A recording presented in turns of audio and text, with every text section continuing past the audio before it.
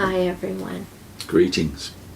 We have reached Genesis chapter 10, which is a dry list of names, yes, but it's also full of meaning for Christians in terms of understanding not just the ancient world, not just the world of the Bible, but our current political climate.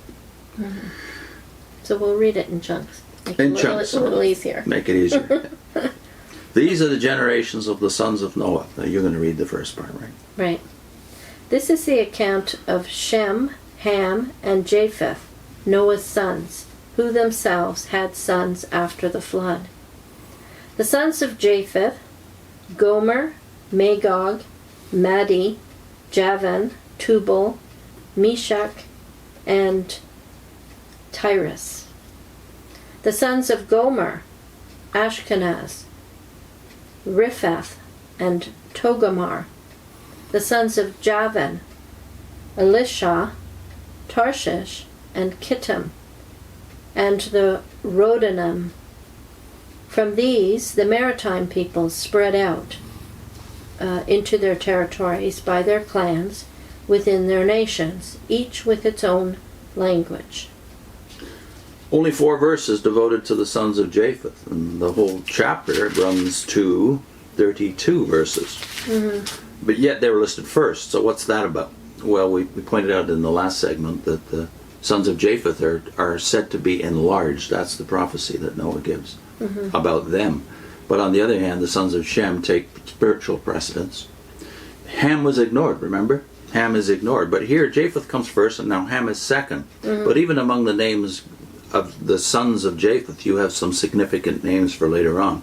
Gomer, which seems to be related to the name Germany, or Germans. Madai, the Medes, well, they become one of the dominant empires, the Medo-Persian Empire. Javan, the ancient name of Greece. So you have already an indication of the ultimate significance of this family. But in the early world, that is the world before David, let's say, the Japhethites are just the coastlands, as it says in verse 5. From these, the coastland peoples, they're spread in their lands, but they're not even related in most ways to the life of Israel. So they don't get a lot of space here. But then you have the sons of Ham listed. The sons of Ham: Cush, Egypt, Put, and Canaan. The sons of Cush: Seba, Havilah, Sabta, Ramah, and Sabteka. The sons of Ramah: Sheba and Dedan. Cush fathered Nimrod. He was the first on earth to be a mighty man. He was a mighty hunter before the Lord, or before Yahweh. Therefore it is said, like Nimrod, a mighty hunter before Yahweh. The beginning of his kingdom was Babel, Erech, Akkad, Calneh, in the land of Shinar. From that land he went into Assyria and built Nineveh, Rehoboth-ir, Calah, and Resen between Nineveh and Calah. That is the great city. Egypt fathered Ludim, Anamim, Lehabim, Nephtuhim, Pathrusim, Casluhim, from whom the Philistines came, and Caphtorim. Caphtorim is an early name for Crete.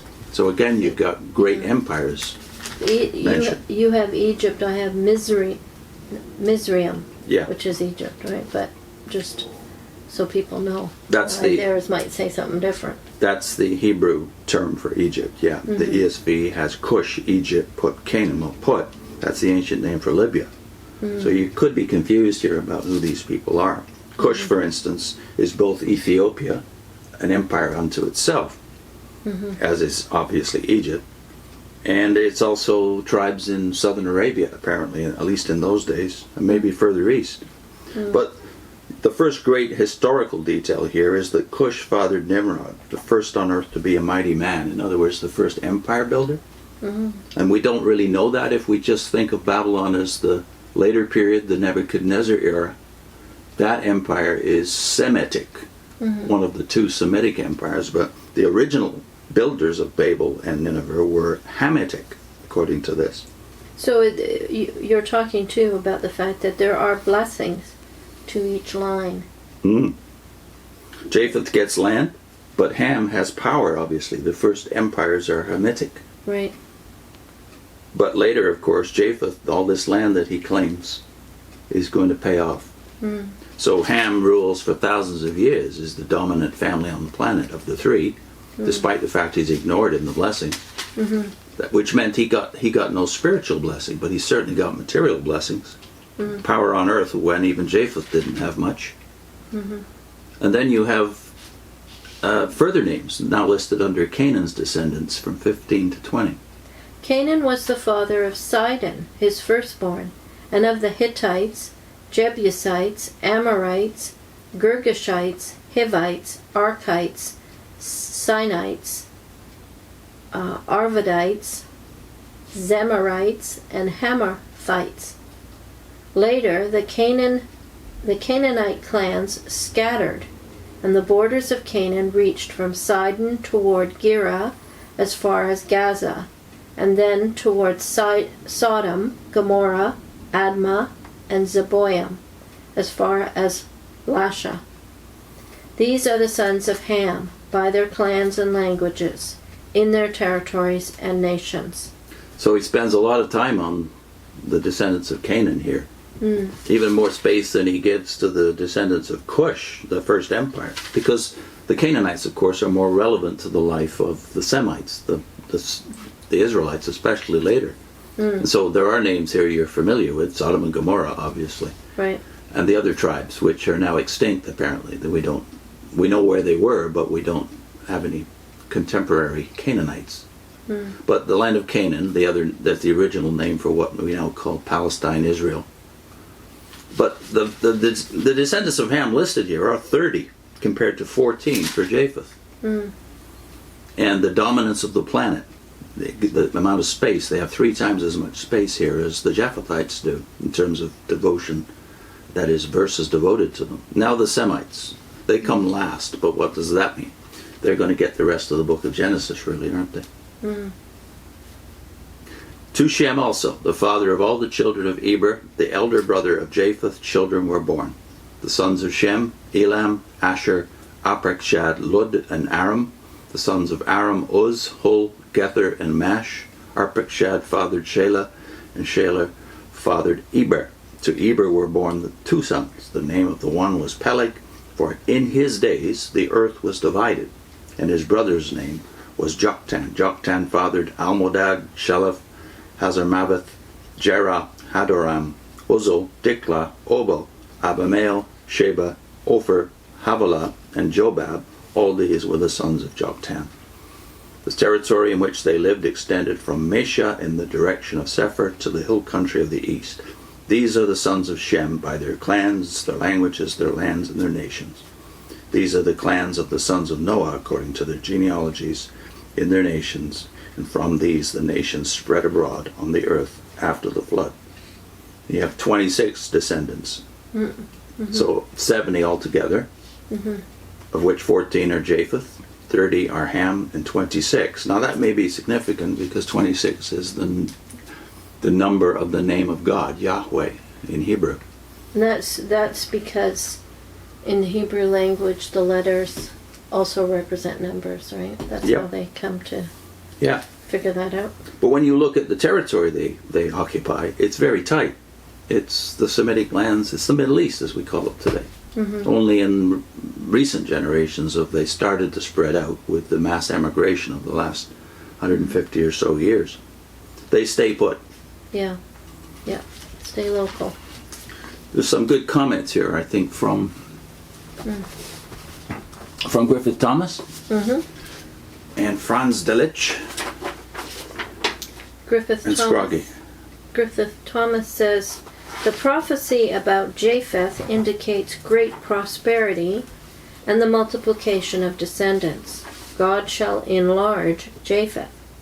If the rendering of the English versions is correct, that Japheth is to dwell in the tents of Shem, we know that as a matter of fact, the Christian Gentile nations have indeed superseded the family of Shem in religious privileges, and have entered upon their inheritance of spiritual blessing and earthly power.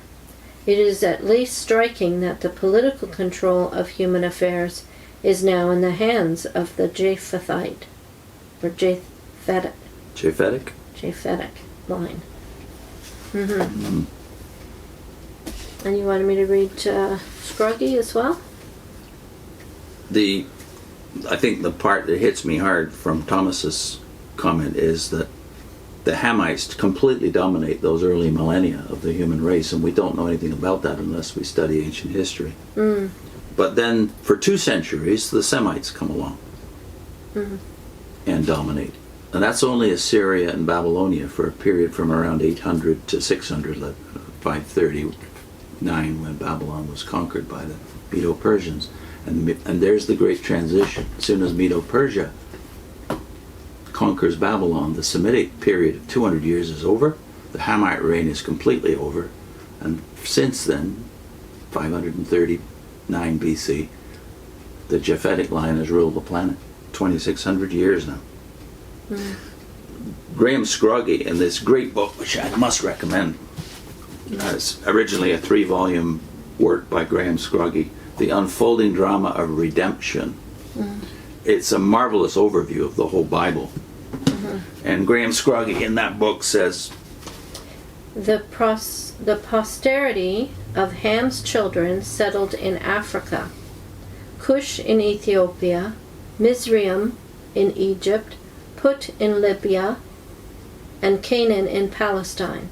Most worthy of notice is the fact that a descendant of Cush was Nimrod, the rebel, the father of imperialism, the founder of the first world empire, Babylon, which reached its highest imperial glory under Nebuchadnezzar, the conqueror of Assyria and the builder of Nineveh.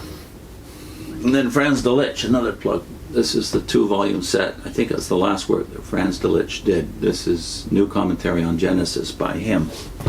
And Franz Delitzsch says, nowhere is found a survey of the connection of nations that can be compared with the ethnological table of the Bible. That is this chapter. Nowhere one so universal in proportion to its horizon and so all-encompassing, at least with regard to its purpose.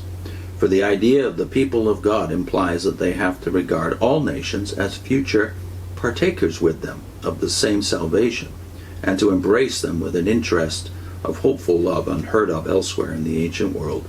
The invisible foliage of hope is entwined around the dry branches of this register of nations. The hope that the widely diverging paths of the nations will at last meet at a goal appointed by the God of Revelation. So when you get to the end of the list of 70 names, you realize this is the ultimate fulfillment of be fruitful, multiply, fill the earth, but also the blessing that is going to be transmitted through all of Adam and Eve's descendants, through all of Noah's descendants, but in the sequence of Shem, Ham materially, but Japheth ultimately materially. All 3 families, though, are being blessed ultimately by this God who gives us this unique register, as Delitzsch calls it, of the nations, unique in the annals of the ancient world, who just didn't care that much about the people who weren't them, let's put it that way. We're going to link 2 videos on the Canaanites, because nothing is a greater stumbling block, I think, to sensitive people than the idea that God would actually order what we would call a genocide. And that is true. God did that once with the Canaanites. So what kind of people were the Canaanites that even drove God to that extreme judgment? So we have 2 videos on them that I'll put on the screen. See you next time. Okay.